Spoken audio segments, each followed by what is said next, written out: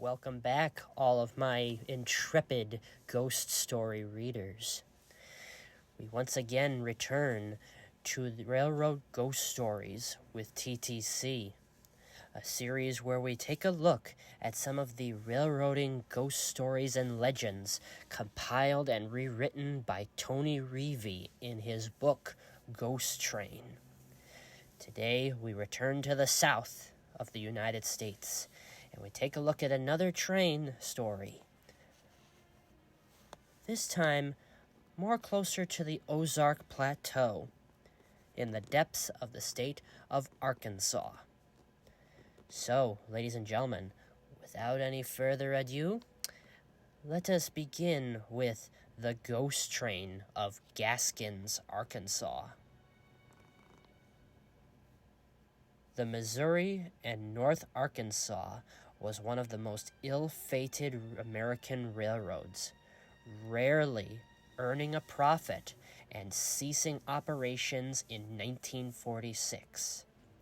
It ran from Joplin, Missouri, through the Ozark Mountains to Helena, Arkansas, a town on the Mississippi River.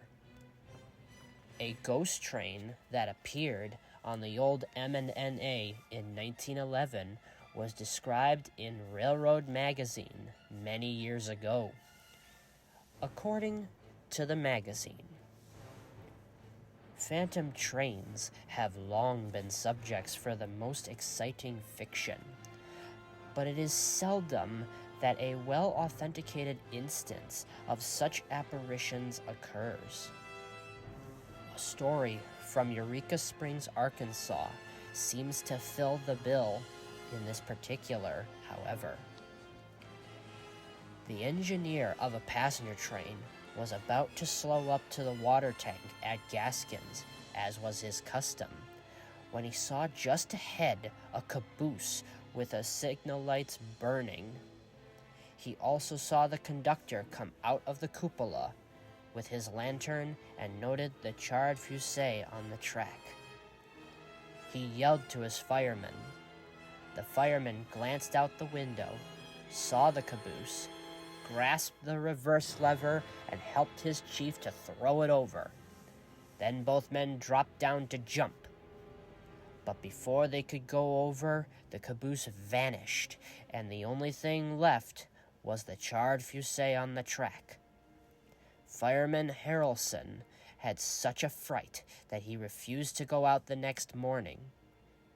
And although Engineer Dobbins went out under protest, he recommended Master Mechanic Dolan to have everything in readiness, as there was sure to be a wreck somewhere. But trains ran as usual, and if there was any object in the visit of the ghost train, it has not been made clear yet. The account is supplemented by the statement that Agent Braswell of Gaskins also saw the phantom caboose and lights from his home. The ghost train never reappeared, and today the M&NA is no more. The stretch of track through Gaskins to Eureka Springs, Arkansas, is still in service today, however, as part of the Eureka Springs and North Arkansas Railway, a tourist railroad.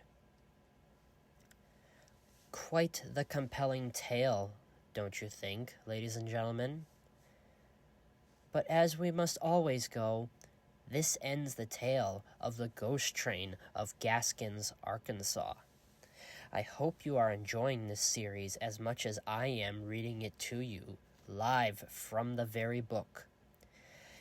I certainly hope that word about this spreads, as we can share more lore with more people in this day and age, where many people don't even care to think about the lore of the United States.